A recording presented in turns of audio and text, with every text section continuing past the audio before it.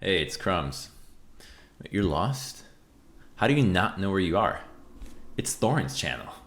Right, I'm here for another episode of Reflections. This is going to be an update to the one I did many, many moons ago now with sOAZ, because he's just been around the game forever. I don't know if you know this actually, mate, but I've actually told this anecdote loads of times on League of Legends, like talk shows, whenever people talk about players who have longevity. Because to me, you're like the ultimate example of a player who, like a lot of people in esports actually, listen, maybe when they first become a pro, they actually do love the game and the game's the most fun thing in the world and it's super interesting and fascinating. But what a lot of fans don't know is there are actually quite a lot of pros where, like, put it this way, it's rarer that people who've played for like 5 or 6 years still like really love the game. Like, I kind of do believe it. I have to say it for people like Bjergsen and stuff. Like, when you see how much they practice, Rekkles, like they do seem like they do love the game on some like insane level. But I always tell this anecdote that because you were old school in like 2013 when I was first doing my interviews, because you were on from the beginning of League of Legends, that you actually told me in 2013 in an interview, like, yeah, I don't even fucking really care about League of Legends, the game anymore. I just play for competition. And mate, that was like 7 years ago now. So is that really like the way your career's been? Like, has most of your career in League just been about trying to be like the best pro as opposed to loving the game? No, I think there's time to time you do enjoy it depending of like your teammates, depending of competition, tournaments. A lot of things make it that you actually enjoy it, but in the long term, it's not like you don't like grinding as much. But I think a lot of players have just good work ethic, but I don't know if they truly love the game the same as before. I don't think it's possible. I think you find joy in or in other small things rather than just the game itself, right? One thing that's like a really old school thing that anyone who's a fan from those days will remember about sOAZ, which is weird because no modern fan's going to think this, but your basic like thing that people used to always brag about in the early days of League was that you were like infamous for being able to play every champion in theory, or weird matchups that no one else has ever played, so you can get a little edge in this. That's not really anything that's sort of been at your range for the last few years though. Like, was there a time ever you like were more consciously trying to do that approach, like have just a bigger champion pool as a way to punish people? Have you become more set in your ways now? Has it changed? I think it became less and less possible ever since. I mean, trying to connect the dots. I think it's ever since they changed the rune system. Before, you used to be able to do runes where you have like a lot of MR, for example, or a lot of armor, so you could play so many different type of champions. I think because of the rune system, and some matchups were just really difficult because of that sometimes, or you could find some weird counter picks. I think there's still, this year there have been a decent amount of champion pool, like for top lane in overall, but depending of your teammates and just the league overall, it depends on. It doesn't depend. It doesn't feel like it only depends about you. People want to practice certain champions and then play those champions on stage. So I think in FNATIC, for example, I was able to do that more. In Misfits, obviously we were like struggling, so I didn't feel like, if you're winning, it's always easier to bring out new champions, and if you're losing, then it just tends to get harder. So that's why I think in the last 2 years, like, I haven't maybe played as many champions, but I think I've been playing like a decent amount still. Right, when we did our last interview, I know it was at the end of 2016, obviously like the last time you were in Origin. Right, what would you say now that years and years have passed and there's sort of some distance where it's not as awkward to talk about that period anymore? What would you say about the Origin period? Because the problem with it is, like, if we divide it in two, The first half's brilliant because what it showed was, I mean, that was even the perfect time to do it. That was the era where, because of promotion and the challenger scene, if you were just a bunch of big players, obviously you wouldn't expect it were like two of the biggest names in the whole world. I mean, you can basically just go make your own team and just qualify and have an LCS slot, like when it used to be called the EU LCS, obviously. And then potentially, as you saw, we go to Worlds, still have results. Like, it showed that back then it wasn't as necessary to have like an enormous amount of investment and all these things. You just had to have the basics, and then obviously you guys were good enough to get it done. The problem is, though, the second half of the OG experience is kind of why people didn't try that before, though, which is that when you don't have like a really established set of people behind you, business people, people who are there for the long term, it can just all go to shit overnight, right? So what would you say about what happened in the OG situation? Because it seems like one of the problems with it wasn't just that the org had its issues and people left. It's that because when you joined, there was that awkward element where it's obviously literally your teammate's mom who's like part of the org. Like, it just made everything kind of awkward, right? The way it all fell apart. Yeah, I mean, I think it was... I would say that it was like a super risky move for everyone involved, aside from Sven back then, because he was new, but for the rest, we were like LCS players and everything. So having to like qualify 2 Challenger, then qualify 2 LCS, like everything is online. Obviously, things can go wrong sometimes. So it was super stressful, but since we made it, like now it's just like good memories, really good memories, I would say. So yeah, the whole thing, like we had our house in Spain and everything to qualify to Challenger. So obviously it was like super scary, and I cannot even imagine for Peke how it was, right? Like, because it was his project and everything, and I think it was really scary for Mithy, me, and Amazing. But I cannot even imagine how it was for Peke, having to go through all of that. Like, it must have been really difficult, but looking back now is just really great memories overall. Are you still pissed off that Mithy and Sven just left after that split and went to go to G2? Like, did they handle it the right way in your opinion? I think, I mean, for me, how do you say in English? Like, I might be, disappointed for like a day or whatever, but I don't hold grudges. Right. Okay. Yeah, so I don't ever hold grudges against anyone, and I wasn't like at any point really mad at them. I think the only thing that people felt within the team, it was more that they didn't really tell us anything. So the only maybe hard part was trying to find people in time to replace them, so that was like the only maybe bad thing, like,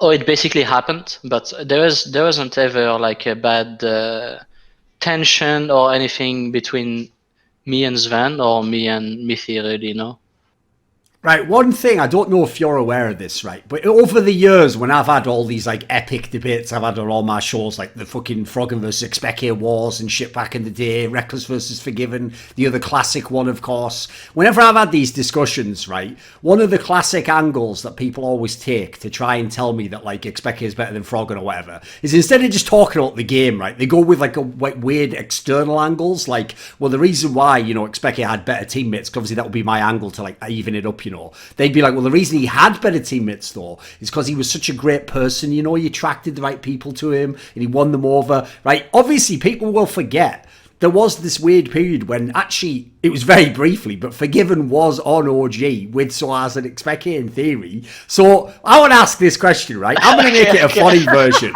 Here's the question, right? Was Forgiven that bad that even Expecke and sOAZ, people who've been like legendary teammates, had a million good, you guys really just couldn't get through to this guy? You couldn't handle him?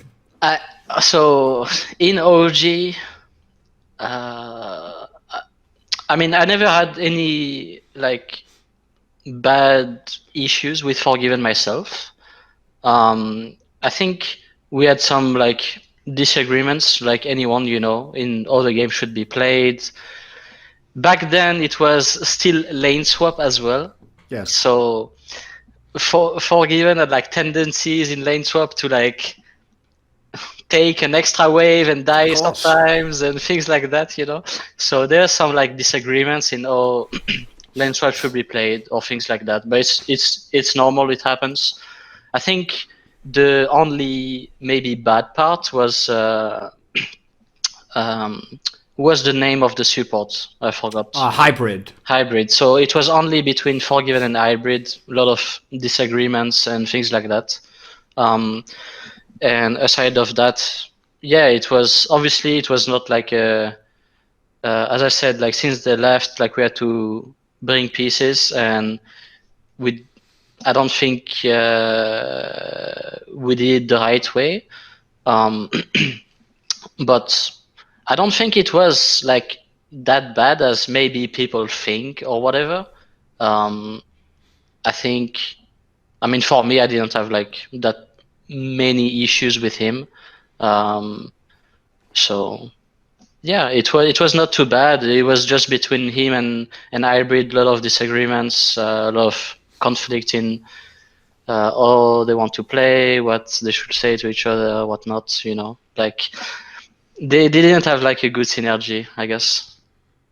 What was the main reason to go back to FNATIC of all teams? Like, I'm sure at this point in time, you must have had some pretty good offers still. But at that time, you could have gone a bunch of different ways. I'm sure. Why go back to FNATIC at that time? I cannot recall really my offers or anything, but I don't know. I felt like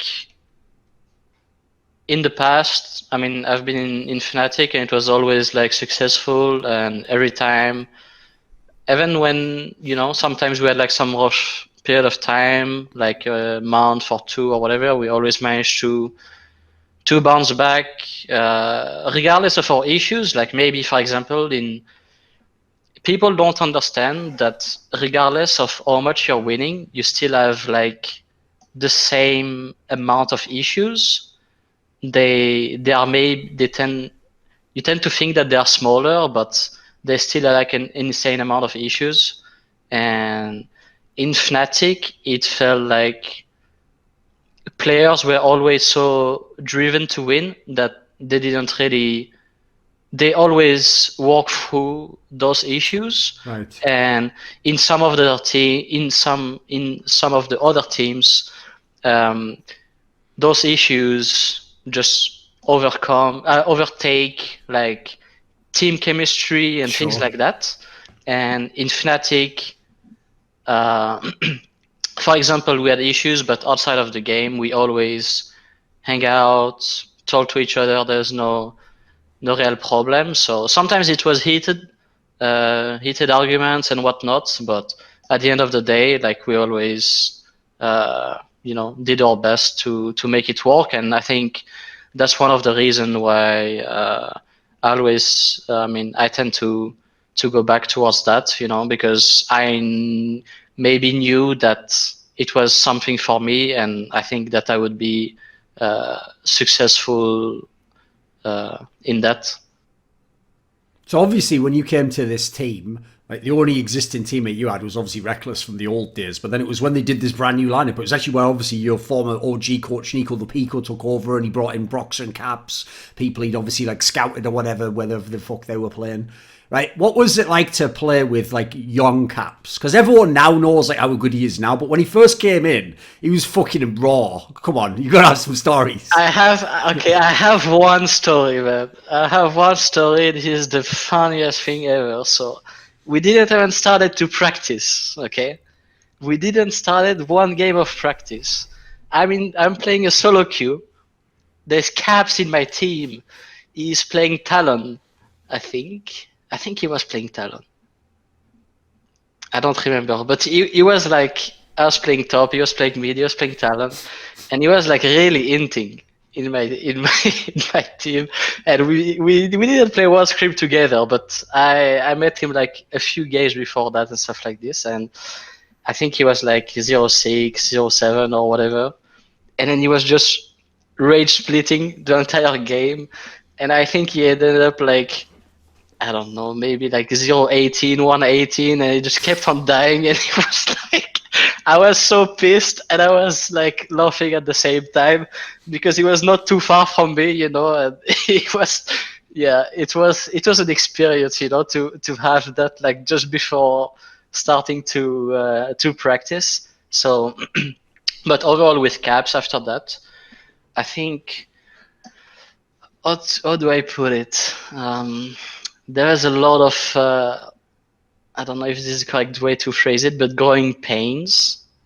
Sure. Yeah. It was really difficult at times, but I think he learned the right way, I want to say. And why he learned the right way, I think, is because he's really interested in the game overall, and a lot of players, for example, you know, mid laners are gonna learn about mid jungle or whatever, right? But Caps is always interested, asking questions, asking how certain matchups are gonna go. Like, he wants to know how your bottom lane is gonna go, so he can eventually impact that in the game, right? So Sure. a lot of people are focusing what they think they should focus on, but Caps is interested in learning about everything, and I think that's why he became such a great player overall. Do you see any comparisons with your old mid lane teammate Expeke? I mean, it seems like he's kind of a playmaker as well, right?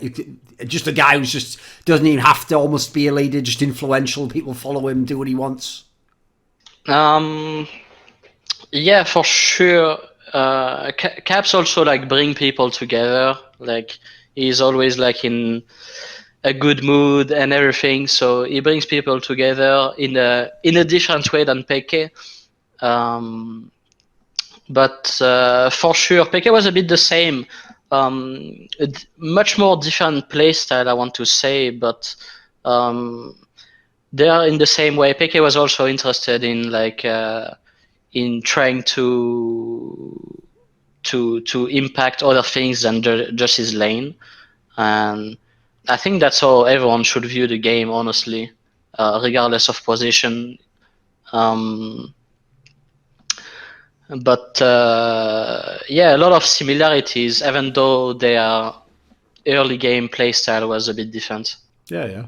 Well, when you say that last bit there, like, maybe we can explore that a little bit. Because I kind of get what you mean by that. Like, what I think is, when I think of people like Expeke, what I think of is, like, they weren't just, he wasn't just a good mid laner. He was just good at the game League of Legends. Like, he learned how to win in all those scenarios. Like, obviously one of the classic things you guys used to do back in the day when you did the FNATIC brush, like, that doesn't work every time. Like, people don't get it. You have to actually, like, have a really good, like, feel for the game for when you can do a move like that to get back in the game. Otherwise, you just sit in a bush and then more time goes by, you lose more levels, you use towers. Like, you have to basically know, like, how the game's played. Whereas, like, as you're saying, there's lots of people who are very good at their position, or if you put them in a random team, they'd be a good top laner, jungler, whatever. But it's like another level where you're trying to be a champion, right? Yeah, for sure. But I think the game was just much more different back then, so maybe it was also easier to, you wouldn't get punished as hard as like back then if you are spending time doing something that was not necessarily right. So now you have to maybe think a little bit more, but also it depends on the game. It depends on a lot of different things. But I mean, yeah, that's pretty much it, really. When you guys were in this particular lineup of Fnatic, the year before Hilasan came in, when it was still Jezis, and like it was the lineup that basically it was a mixed bag, because on the one hand, when you started out, no one knew if you were going to be the best. So actually, you were one of the better teams. But the way that year ended was actually pretty underwhelming. Because if people don't remember, it's the one where you like got upset by Misfits in the playoffs, so you didn't get to the finals when you were like the big favourites, and then at Worlds, I know people now are going to look on like Gamepedia and go, "Oh, top 8 at Worlds, that's not bad." It's like, mate, that fucking group stage was like Vietnam or something. Like, I'd want to just delete that from my brain completely. Like, you basically just pulled their asses out of the fire in that group stage. Like, that was one of your best second weeks ever, maybe. Because that team was like that whole team kind of was growing pains, right? It was a lot of difficulties to overcome before you get to the next year and all the big success. Yeah, I mean that's what people look at the end of the day, regardless of whether it's Worlds, whether it's LCS, LEC. Like people only look at results. They only look at the score. You know, like that's just. I feel like that's just people in general, just not only about league or anything. You know, like Sure. even in sports, they don't notice. I mean, they cannot see the small things, right? They only see 1% of what you do because you just play an official match, you know, once or twice a week or whatever. But yeah, I mean, this year, the first year with Caps, basically, it was, as I said, you know, a lot of growing pains. It was really difficult. But I think the experience that the new players got, like Caps Roxa, from it was really good for them. And regardless of how many times you've been at Worlds, you always, because it's always with a different team, you always think that you have the good. You always think that you have the good recipe to practice for Worlds and make it work and things like that. But in reality, you don't. So you always like learn something. And I mean, I learned a lot. And I'm sure that Caps and Broxa, since it was their first, they learned a lot as well. And I think it helped us a lot for the year after that. Right, this was actually also the weird period of time where, if people don't remember, because obviously this was the year where Rekkles had Genesis as his support, and it wasn't until the next year that Hilisan came in, and this team was, like I was saying, it was a troubled team. Like, Caps was super up and down. Like, sometimes he did just int the games away, and obviously you had new coaching staff. There was a million factors that year. One thing I want to ask about is, you obviously played with Rekkles years earlier, when he was like, basically a lot of the narratives around his career were established those first few LCS years where he came into the team. But this was like a pretty different Rekkles, right? I mean, I remember this is where he was like winning the MVP. And he actually was almost like more like forgiven than Rekkles. He was like, it was hard carrying some of those games. So what's it been like to play the second time with Rekkles? Has he changed from the early days?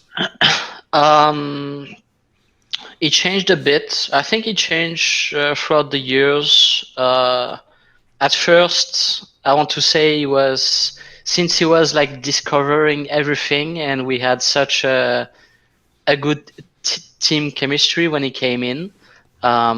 He was enjoying himself a lot more. He was more like joyful and everything. After that, he just became a lot more maybe professional, a bit more reserved. So yeah, maybe because of his experiences and whatnot. But no, I want to say he's probably like super professional. I want to say probably out of everyone that I know, the best work ethic out of everyone. Yeah. What did you think? Just I want to get your take on this, right? Obviously, you've been there for one of the most classic ones. I think it was actually this fucking tournament where he did that, like, just stayed on the stage for like 700 years while everyone else walked off and he was all sad, etc. He's done this a few times, right?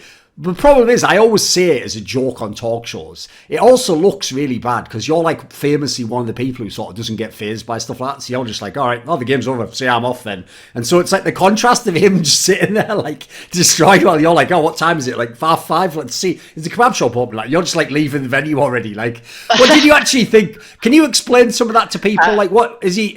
Was he just? Did he really believe he was going to win Worlds or something? Like, what got to him in that sense? I'm not sure. Like, I never really spoke to him about it, honestly. And when it happened, honestly, I didn't even realize that he was still on the stage, like until like a few minutes after.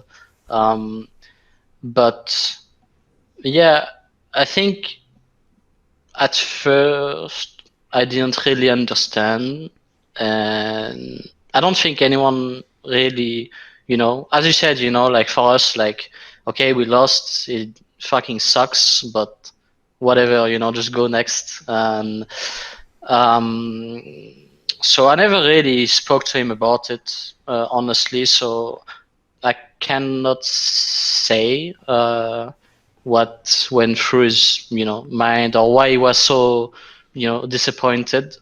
Um, I think this year, obviously, we are so much weaker than other teams. Like, especially during Worlds, I think it was like really, really rough. Not on the same page on a lot of things, whether it's champions, drafts, how to play the game. So for me, we would have needed like a miracle to make it through. Honestly. Yes.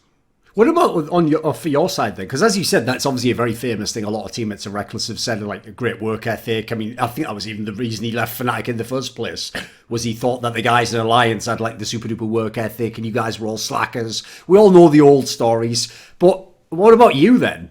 Like I said at the beginning of the interview, you have now played fucking a long time for someone who said 7 years ago he wasn't playing the game for fun anymore. Like, I know you said it comes in and out. Like, how would you say sOAZ's work ethic is? Like, obviously in the old school, that used to also tie into that narrative of like you can play all the champions, because people just made it sound like you're some rock and roll star who just, you play whatever the fuck you want and it just works for you. Last few years, have you still been? Are you a dedicated guy? Do you practice? Do you put aside the time? How would you describe sOAZ the professional? I mean, the last few years I probably played more than my like third, fourth, fifth year or whatnot, because now it's more like you're obviously like forced to play, you know. So I would say that, I mean, I don't know if it's work ethic, but I mean, I've played the game more in the last few years, and I think sometimes it helped me. I mean, overall, I'm a person that I think if someone is gonna tell me in a good way, hey, like, I think you should practice this more and whatnot, I will be like, I will just play it, And sometimes myself, I need like a little push, so I really don't mind that at all. And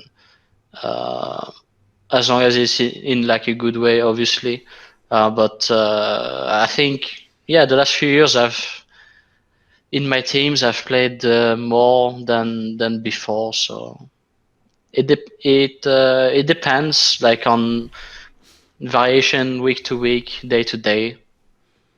That sounds like you yourself have changed your own mindset over the years then. Because like another factor from back in the old narratives, like I was referring to, was the idea that part of the reason why you play all these different champions is you just don't want to play certain stuff that everyone else thinks is meta. Like I'm thinking off the top of my head when you were like, I do not want to play Shen, and he was like the best fucking champion in top lane like for the whole year, and you would just only play it in the playoffs or whatever.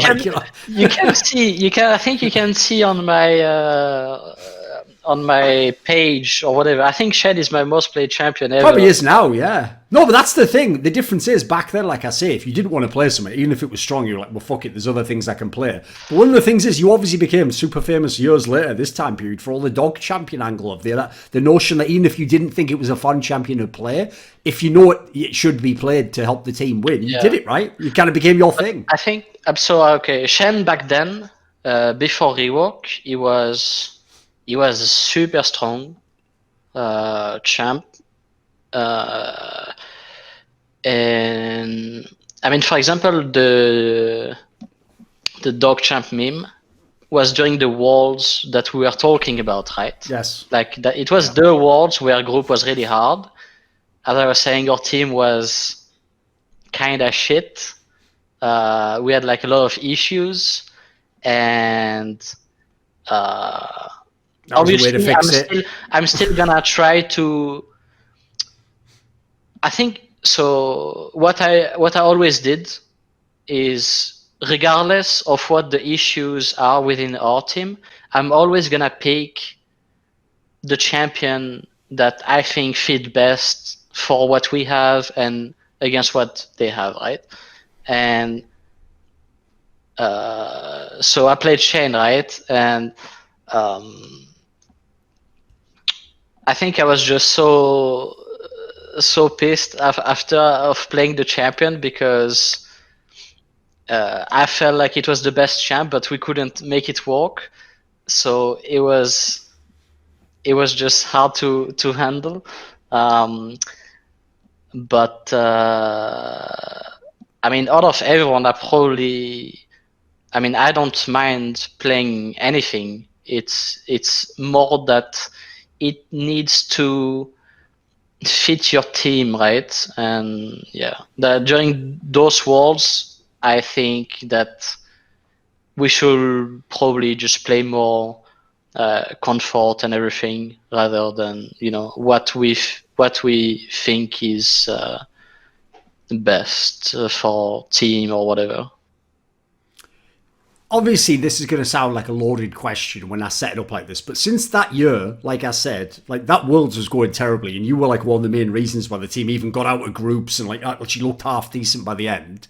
And the following year, obviously, was where this like set of circumstances happened, where no one planned to kick sOAZ out the starting lineup, but each circumstance just led to that being the inevitable conclusion. So people forget the team got really good, obviously, like Caps was a better player 2018, and then in the playoffs you were injured, so they brought Bwipo in initially for that reason. Okay, fine.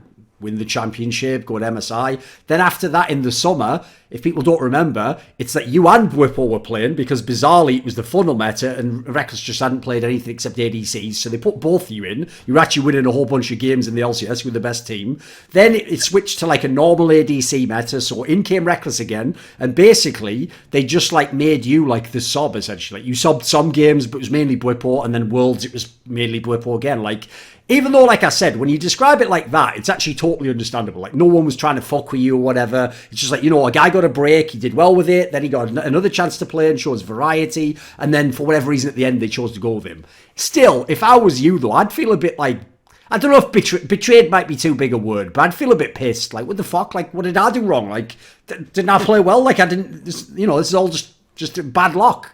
What do you think? There's so many things to talk about for this year, honestly. But if I need to resume a bit my thoughts, so yeah, the year started off like this. When I came back, I think it was not MSI or something like this. There's like a tournament, like Rift Rivals. Rift Rivals, exactly. So there's Rift Rivals, like maybe a week or two after I started to that I could play scrims again and things like that. So we split time and everything. I think they played Rift Rivals with Bwipo. I don't remember. I think Europe didn't do well at all during Rift Rivals. Then after we kept on splitting time, we went all the way. We played the finals. Bwipo played the first game, then we lost. I got subbed in. We won 3-1, and I played the last 3 games and we won 3-1. Then Worlds came around. Right after that, I flew straight to Korea myself, and I think it was me and Caps. Only us two went straight to Korea. Others came in a little bit after.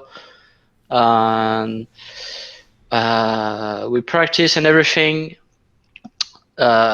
So during scrims, I think both Bwipo and I were doing well, honestly, judging and looking back at it.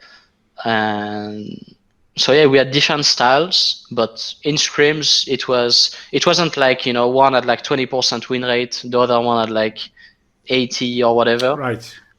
So I would say that it was like 50-50, just different styles. And I think staff, coaches just rather went with Bwipo. And so we still split during groups. I think I played I played 2 games. I think something like that, yeah. So we still split. I think he maybe played 3, I played 2, or something like this. And I think I don't remember exactly the games, but I think I performed fine in the games that we played. It's not like I was like, pissed at my performance. Like obviously I could have played better, like always, but I don't think like I played bad at all. And what was really disappointing for me is that after groups, I didn't get to play anything at all, and I didn't understand why I didn't get to play. Like obviously they're making a choice, things like that, and I have to accept it, right? But I never got the real reason of why I'm not playing after groups when I thought that I was performing fine in scrims. I was playing a lot. Like I think I had a decent scrim performance. I had a decent group performance as well, and I didn't get to play after that, and that's why I was a little bit pissing me off. And also after that, one of the worst thing for me was that so I didn't get to play all the way to finals, and they lose the 2 first games. Yeah. And after they lose the 2 first game, I get subbed in. I mean, they asked me if I want to get subbed in, and this was for sure the hardest decision, one of the hardest decision of my life, honestly. I still feel to this day, because I'm backstage, I'm listening at the comms, everything, right? And they get stomped the 2 first games.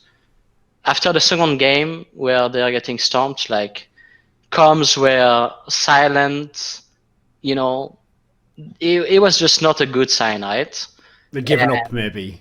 Yeah, sort of like, like first game you lost it, okay, maybe next game we can do better. And next game is like, it was like a hard stomp from what I remember, right? So it was really difficult and everything. And then they asked me if I want to play, right? And for me, I didn't play semis, so I didn't play like 2 best of 5 before that, right? I played some scrims here and there, but I didn't play on stage the last 2 or 3 weeks, right? And I get asked, do you want to play, the eventual last game, right? And I was like, okay, for me, it's a lose-lose situation. Like, if I play, I'm 99% sure that we are going to lose because of listening to the comms and everything, and knowing the players and teams, it was going to be hard to be mentally okay to just come back from the 0-2. So I was like, it's gonna be really difficult to win the last one. And in the same time, I was like, okay, this is a sick venue, there's like, it's fucking Worlds Finals. Like I never got to experience and play on stage. So, at the end of the day, I might as well. So I played, we lost, but it was like a difficult decision to make whether I wanted to play or I decided to just say fuck it and let Bwipo play, and Obviously, in that actual match, you only got to play the one official game in the finals against him. But like, do you have any thoughts on TheShy? You've seen a lot of top laners over the years. What do you think of TheShy? We actually scrimmed them quite a bit. I want to say, I think we had like a losing record, but not by that much, maybe like a 60-40 or so. So people think, yeah, they're clearly, like looking at the finals, it looks like a no match, right? Like Yes. it looks like a 3-0, but in scrims it really wasn't as bad at all. So I think looking back, the pressure got to everyone, and I don't feel like I don't think there's anyone to put, whether it's players or staff, to put players in the best mindset. It feels like, and I don't know if I said that in interview before, I think I did, but like as a player or staff or anything, before a game starts, you kind of feel, you have a feel whether it's a good day or not. And Sure. Backstage before the game started, I already had a bit bad feeling even before the first game started, because everyone was silent, everyone was just in their own head and everything, and I knew that it was not gonna look good. Well, that's a good answer, but I was asking about TheShy specifically. Oh yeah. Any thoughts on him? I'm pretty swear, like from the outside, he looks like Faker of top lane. I just want to mention things. Yeah, that's all right. About TheShy, I think he was really good, and I think also at this time, because I mean, whether it was Bwipo or me, right? We weren't playing that much on top lane. In this time period. Yes. Yeah. So obviously for TheShy, it was more like his jungler was just, if he needed to be there, he would be there, right? So you always had this extra pressure of, being able to crash your wave or things like that. So I want to say the best thing about him was probably, how he played with his jungle. But I mean, purely 1v1, he was also really good. But scrim-wise, I mean, I played one game on stage against him, and I think I didn't. I mean, I think I played the lane okay. I could play. I mean, I missed a solo kill, and I could have played a lot better. But aside from that, I played maybe 10 games against him in scrims, and yeah, I think he was really good. But he wasn't as how people make him out to be. Maybe I think he got better after that, though. After this year, looking at his games and everything, it's always hard to judge because you're not playing against him and you're just watching. But yeah, he was obviously really good, but I don't. People just pick up on something the storyline of this guy being a god and stuff, and people just run with it. It just happens a bit like this, a new player appear and you have some good performance, and then yeah. But if you watch his game even last year, it's sometimes he would be 10-0, but sometimes he would be 0-8 as well, right? Sure. Yes. Definitely. So yeah, I think during his really good time period is because he had a really good chemistry with his jungle, and maybe the meta helped that. And then after that, I think it was more. I think they didn't play that much on top, so whenever he was playing 1v2, then he had his 0-8 games, and whenever he was 1v1, that's when he would be 0-0 or 1-0, and then he will just pick up on a lot of kills and everything. So yeah, I think he. I mean, it's like anything, right? It just depends on chemistry with his teammates. So he had a good year and a half, and then it maybe becomes harder for him. Not that he is worse than before, but maybe the team and team chemistry is different. Right, at the end of this year, 2018, it's what in English you say it's a good problem to have. It's a problem that you've got two good top laners, but it's good because you can pick which one you want, or maybe you can make both. There's an angle you could seem like a good thing. But I actually heard behind the scenes already at this time, spoiler, sOAZ will just be leaving. There's almost no way he's just going to re-sign. What can you say about that? Because it was implied to me, first of all, one, if they really did want to go the Bwipo way and he was going to be the starter, I mean, who the fuck wants to be a bench player? Yeah, it makes sense. But was that just it? For example, I've made this point in the past, a lot of fans seem to miss it.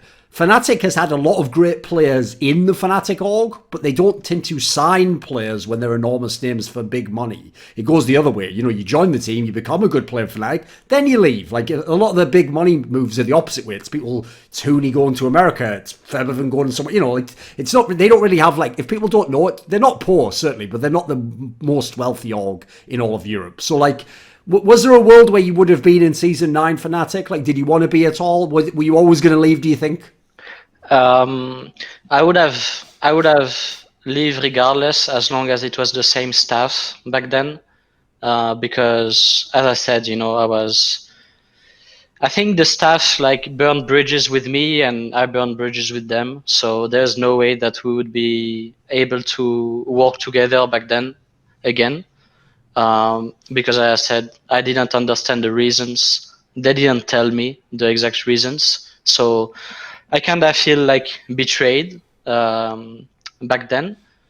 Now, like, I wouldn't have any issues working with them, whether playing or, you know, working as like a staff member with them. But yeah, the whole like Worlds experience was definitely like a no-go. I was just so pissed back then, so I was gonna leave regardless if they are gonna stay. Right, obviously, this is going to be the part of the interview which is the most painful, but we have to ask about it, which is what... I'll make it the simplest question ever. What the fuck happened with Season 9 Misfits? Like, that was the team where...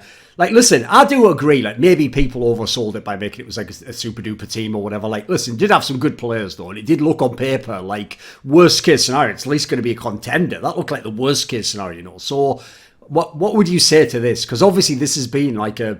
Like, for everyone in that team, that's like a year they just want to delete from their brain. Like, the Men in Black need to appear and fucking do that red flash thing, right? So what would you tell us about 2019? What happened? What went wrong?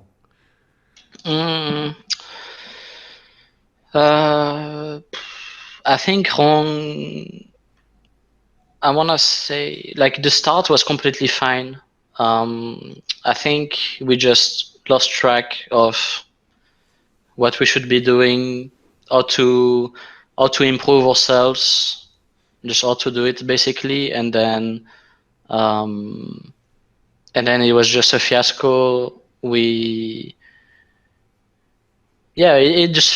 just felt like, you know, sometimes you have growing pains, and then at some point you just learn something. I feel like in the Misfits year, like, me and maybe the others as well, like, almost didn't learn anything.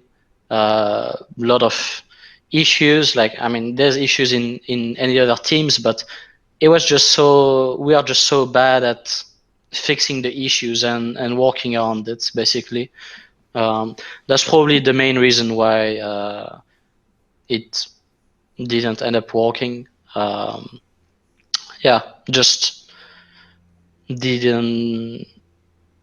Yeah, we are not able to bandage those issues or just fix them and learn as fast as everyone else. How do you think that affected you? Like, did you feel like individually you had a bad year as well? I need to remember. I think I had a really good spring split and a bad summer, I want to say, if I can remember correctly. I think in spring split I was playing good and I was confident. In summer, I had hopes, and then when we started practicing and everything, like, I lost hope, I think, and it was just difficult for me or anyone else really to be able to perform, I think. And yeah, that was basically my year. Like, I think I was okay in spring split, and in summer I think everyone in the team was pretty much underperforming. Right, when you came to obviously this year and the Immortals, like, this is obviously another team that's had massive problems, and basically beyond the first, I want to say, like, maybe first 3 or 4 weeks of the spring split, it's pretty much been bad news, a lot of trouble. same scenario, kind of like with Misfits, where eventually the whole team gets subbed out and then they bring in the academies. It was a similar kind of scenario. So, like, I just want to know this initially. How did the Immortals move of all the moves come about? Because this is the one where the difference is the Misfits one, a lot of players played way worse or didn't have any chemistry. The Immortals one, though, a lot of people were like, this is a weird roster to put together. Like who even came up with this idea? Like, how did you come to join? Like, were you the first name to join? They already got a couple of people already. Where were you at? I was one of the first, and then they had a few options after. But it just became, I mean, I wasn't planning on going to NA at all, honestly. People think, oh, European players, they are going there for the money, whatnot. Like, I really thought that Misfits here, was obviously not great, but I was gonna get some, at least, one decent offer, but I didn't get one in Europe. And also echoing from many other teams was that teams wanted to start building a lot more with rookies. Yes. So yeah, this year was like, so we had like a bad year with Misfits, and then some other teams had like good top laners already, let's say like 4 or 5 out of them. And the other ones that maybe didn't have as much budget or whatnot, it's not even that like I never really ever cared about the money. Like, I would have rather get paid 5 times less and be in Europe rather than going to NA. But it's just that I didn't even get the chance to talk about like money or whatever. I don't know if people thought that, oh, it's sOAZ is gonna ask for this much, right. But the reputation maybe I came would, before. Right. I would have played in Europe with the salary of like a young rookie in like what I thought could be a decent team than going to NA. But I didn't get the opportunity to talk about these things with X team or whatever. Isn't that pretty shocking then? I mean, like, put it this way, when I asked you there, like, how you did in the Misfits team, right? Okay, I agree. I actually don't think you were bad the whole year. I think that team had a lot more problems. But let's even say, just for the sake of argument, let's imagine that was the worst year of a career, season 9. You've had like one of the most epic careers of any player who isn't basically from Korea. Like, the amount of years you've been at the top, the amount of times you've been in the finals, you've done it with all different organizations. Doesn't it kind of shock you that people just forget about you like that, and they don't even, as you say, like, do an interview process with you, get to like see where you're at money wise, see if you want to, like, it seems like they just forgot about you. I think, I mean, off season people have their own thing.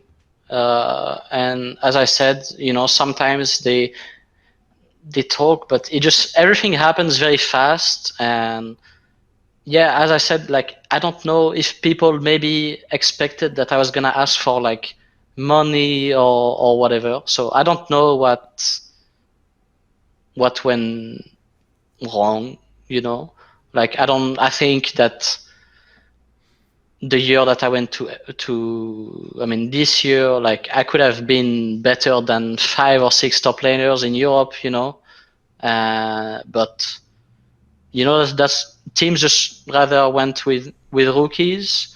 And maybe if they knew that I was not gonna ask for this much, maybe they would have contacted me, but it just didn't happen. So I think, there's a lot of, but that's the same thing everywhere, It's like sometimes, like, and this is like 100%. It's they don't think that they can get this player because this player is gonna cost this much, But Sure. they don't know if this player is willing to go down by a lot. So, like, I don't know how many times in FNATIC I've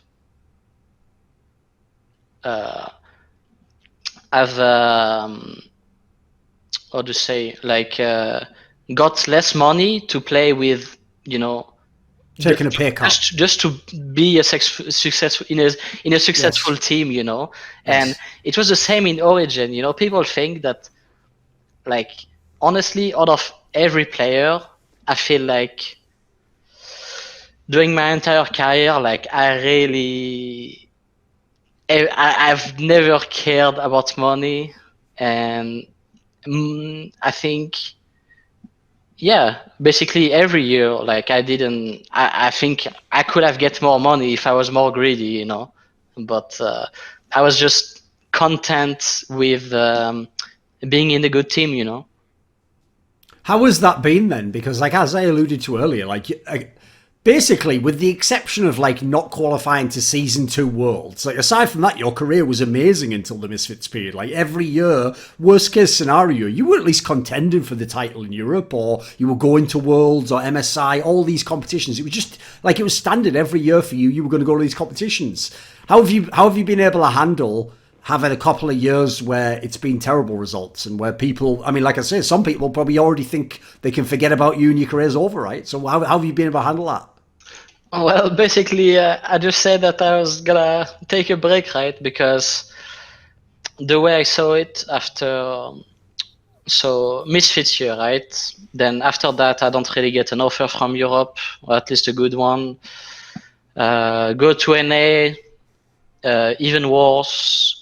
So as a player, if you have like 2 years in a row like that, then people are always gonna look down on you, and I know that. And I'm not gonna work for like a 10, what I think is gonna be a 10th place team, you know, um, because I know that I can achieve and work towards better.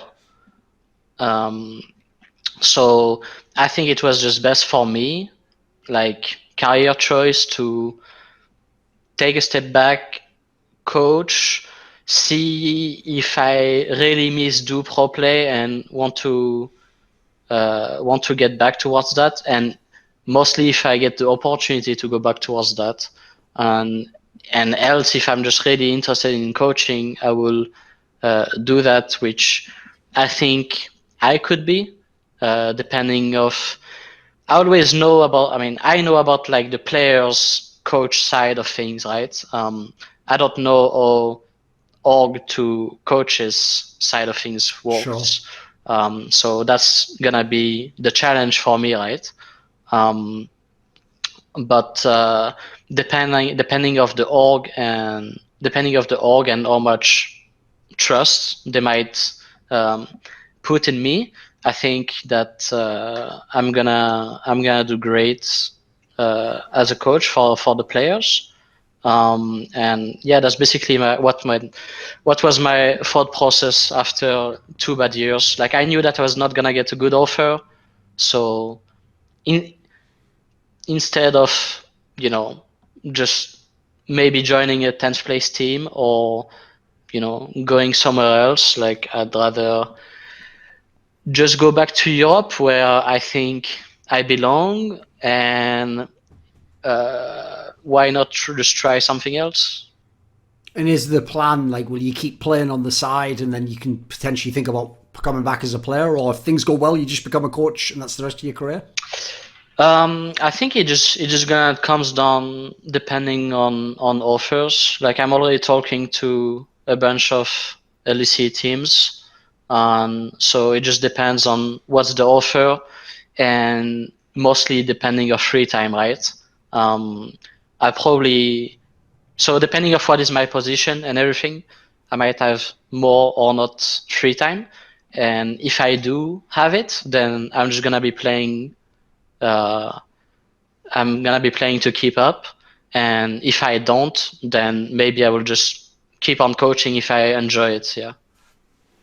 As I alluded to earlier, like if you'd have looked at that first interview we did way back, you would never think you'd be playing all these years later, like still even in FNATIC at the same time, all those years. Like, what do you think of your career? Like, you don't seem like someone to me in the early days who was ever worrying about, like, the idea of it, like having legacy and, how many, you're just playing because you were good and you were one of the best players, right? So is it different now when you look back and think how many years, all the times you were in finals, the worlds, so much to look back on? I feel like I wasn't looking at the future too much. I was always going on a day by day, but I was also, maybe I was like so confident in myself that it didn't get me worried, if it makes sense. I knew that I was gonna be able to make it work for myself regardless, so I didn't really put that much pressure on myself. So yeah, I think it was great overall, aside from the last 2 years, obviously. But I'm hopefully, I can change that for myself, whether it's coaching or whether it's going back to pro play at some point. Obviously, when you were in FNATIC, it makes perfect sense as to why you were often playing the weak side of the map, because the team had Rekkles as one of the best players, and then after that you got Caps, and his style was like roam to fucking bot lane anyway. So, like, at that point in time, it makes sense. But like, that's quite a different kind of area you dedicated yourself to becoming really good at that compared to the old sOAZ. Obviously, back in the day you could just play like an AP carry in the top lane and just take over the whole game. So, like, do you take pride in having become a good weak side player? I think I just take pride in being able to be versatile. Yeah, like I think it's tough sometimes to, like, let's say you play weak side for like an entire spring split, and the issue is not so much about going back to carries. Sometimes people are gonna think like, so they see you play weak side or whatever for a while, and then you play carry and somehow you lose or whatever. Like, people are gonna think, oh, maybe this guy doesn't really know to play carry, so they should go back to this style that is working for them. Right. But Yes. what they don't know is that 90% of your scrims, maybe, or let's say 80% of your scrims, you play this one way, and then 20% you played carries, and the main issue is, obviously all you play is gonna impact the most, but I want to say it's like more like a 50-50. Like, the way you play is gonna be 50, and also the way that your mid jungle, even bot lane, depending of how the game goes, like, is gonna have like a huge impact on how they can help you to carry the game, right? And that's what is difficult, is going from one style to another. Because obviously the downside for me of that era, which you were doing a great job doing it, is you had to learn the style of champion that's not really a sOAZ style. Like, Cho'Gath isn't a fucking sOAZ champion. But the problem is, even though at this point in time you could still play all these amazing top lane carries if you were in different teams, you haven't really gotten to play that style. Like that's the kind you find the most fun to play, right? Where you have a lot of agency in the game, you can do a lot, you can potentially carry if you were ahead. For me, I just like to be able to impact the map overall. I don't have like a preferred really type of champions, as long as I think I'm gonna be impactful in the game. Sometimes obviously it's not possible, but I really don't mind. Yeah, as long as I think that I was able to, whether it's set up bot lane or whether it's just set up mid or just set up myself, right? And I think at some point in FNATIC, as we are talking about, I had struggles to to go back to carries, but it was mostly because of the way the team was working, and being able to bring synergy back with Broxa and me, for example, or everyone was just playing, because top lane is just vastly different, and not everyone people. There's just so many different scenarios that not a lot of people truly understand how top lane works. Sure. I mean, I will say it's one of the areas where just the raw laning is really complicated if you're not actually a pro player. Like, for example, there's many times I've been watching a game or messaged someone who's way more knowledgeable than me and asked, like, did this guy fuck up the trade here? And they were like, no, like his wave was going to be out of position if he left it. Like, like there's always some like nuance angle you can't. But I'm saying genuinely as a fan, it's really hard to know that shit. So a lot of the times when you see fans really critical of like, oh, he fucked up, why didn't he know the jungler was there? It's like, bro, like, how was he supposed to? Like that's not the way the game works. Because so as a bot lane, is just some situations are gonna be easier, but as a top laner, you basically sometimes, not always obviously, but sometimes you just have to take coin flips and to be able to get through something, like let's say you need a crash and you know that enemy jungle might be on your side, but you know that you have like a small timing to make it work, so you're gonna try things like that. So it's a lot of like synergy with your jungler to make it work for yourself, and also knowing, I want to say probably even more important, if you have a really good knowledge about jungle, then it's a lot easier for sure. But your jungle needs to know also situations about your lane. Yeah. Kind of tying into what you said earlier when we were talking about like the whole Caps expect angle. Another thing you've shown in your career, especially when you've been a weak side player actually, is like when it is the time where you have to do some hero engage or your champion's strong enough you can actually split push, like you're usually pretty good for knowing like when to do that sort of thing. Are you a guy where, do you go off like feel in the game, or you trying to calculate in your brain? How are you doing it when you're figuring out like the right move to do in that sense? I think one of the best thing,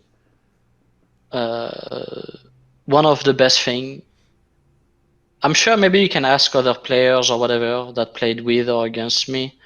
One of the best thing that I think I'm good at is knowing where enemy vision might be, where I'm safe to path and looking for engages, whether champion it is.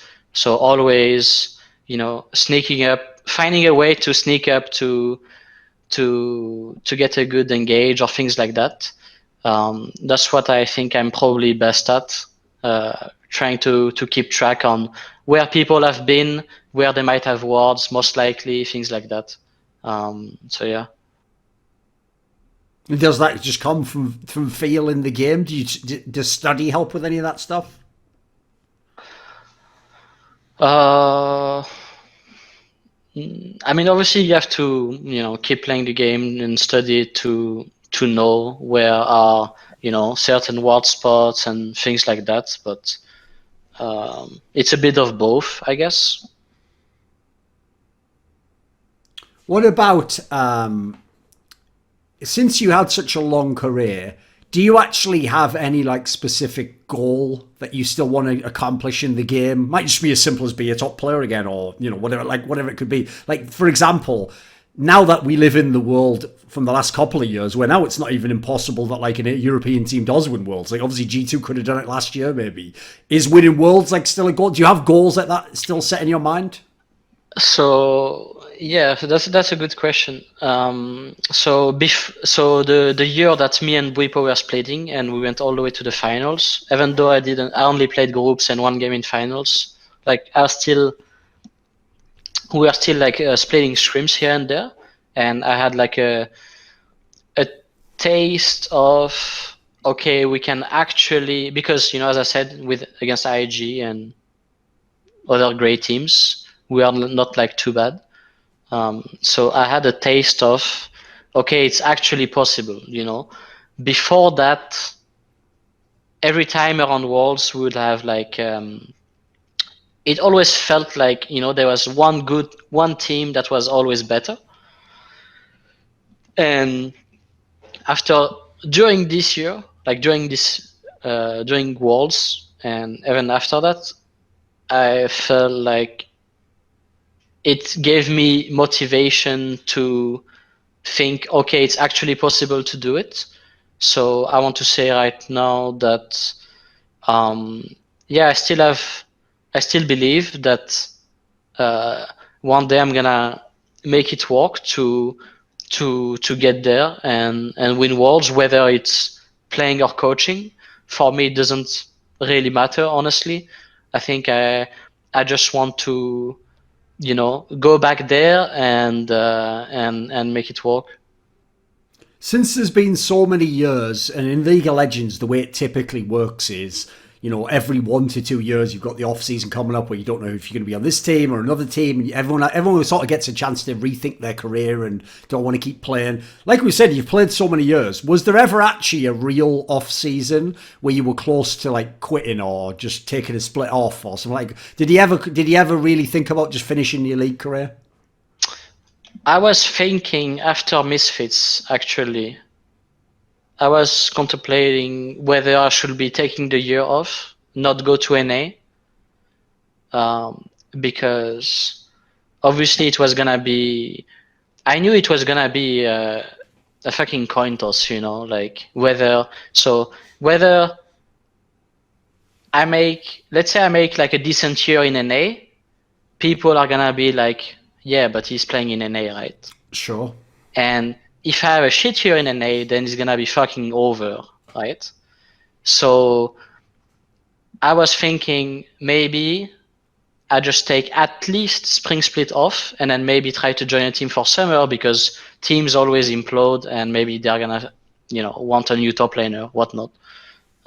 So I was thinking about it after Misfits, and hindsight, I should have done it, but I just really wanted to play and I didn't. But yeah, I was thinking about it because during the off season for a long period of time, I truly didn't want to. I just wanted to stay in Europe, Yeah. Right. Another thing people probably won't remember, it's like a really old school thing people on Reddit always used to say, right? For some bizarre reason, in the early days, because obviously like loads of the people on Reddit are American, and I've always brought up, right, you've always been like semi-unpopular on Reddit because people just hate like European style whining. Like if they think you complain about stuff, they just fucking get salty. They just get salty at you getting salty, basically. Even though anyone who knows you knows you're just being salty for a moment. It's like whatever, it's just a tweet in it. So for some reason, right, Americans always used to think that you were like a tilter. You remember this? They always used to be, oh, so it's obviously tilted. Even though what's bizarre is, I think you must have one of the most like epic careers of winning like the game fives and fucking the clutch match in the playoffs. Like it's happened a million times. So like, what do you think in that regard? Like you seem like you have a very good mindset where like you remind me of people where it's almost like it's not that you like handle the pressure well, it doesn't seem to affect you. What's that like? I think I see it the same way as when I said like I don't hold grudges. For me, I might be pissed in the moment, like in the moment something really bad happens and I'm just pissed about it. And obviously people, might see it and whatnot. But what they don't know is that I think I'm really good at, how do you say, bouncing back from it. Like on a game to game, like I'm good at resetting. Resetting. Yeah, resetting. Yeah. So I'm really good at that and trying to find ways that, okay, we are gonna make it work for next game. I think I should change that in my I played this game, like let's think about that, etc. Just trying to find ways for myself to make it work for next game. And it's not because that you're tilted in the moment that you're not able to come back from it, Is there like a world in which you would ever consider like make your own team? Like you say, if you're going down the coach route, do you ever want to like have, put it this way, in 20 years, do you still want to be in esports? Do you still want to do something in this field? It's tough, but make my own team. I think I want to start. I mean, it doesn't matter where I start, but someone once said that coaching a new team is the easiest way to coach, because you're able to, coach new players that are like really hungry and things like that. But if you want to become a really good coach, you need to be able to coach personalities and the greatest, right? And be able to work on them. So I don't mind where I start, but I just want to experience both, to have an idea for myself. But yeah. Since you played with so many good players over the years, like a mixture of like just the best players, Caps, Expect, Rekkles, etc., the people with all the championships, Yellow Star had loads, obviously, all these different players. Like, do you have an opinion? Who do you think is the best European League of Legends player ever? Do you have someone in mind that you would put forward as number one? I think Caps for sure, because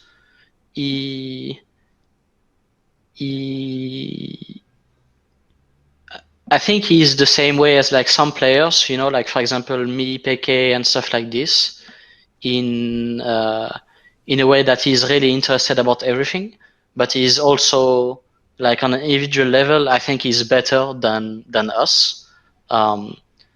So I think I would put Caps above the rest of European players. Okay. Right, at the end of this interview, do you have a final message or someone you want to thank? I mean, like always, I will thank you for the interview, and everyone that kept sending me messages, and that was nice to me the last 2 years, regardless of how difficult it was. Merci beaucoup. Merci.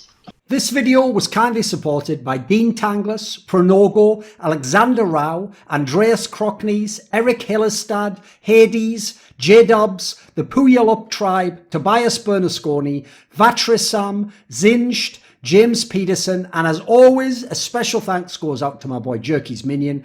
Would you like to suggest a topic or a guest for my content? Do you want to ask a question in my monthly video AMA? Do you want teasers? See who the upcoming guests are going to be? Maybe you'd like to take part in one of those monthly donated discussions with me about esports. Well, put your money where your mouth is and join the Scrolluminati today in the Patreon link in the description box below.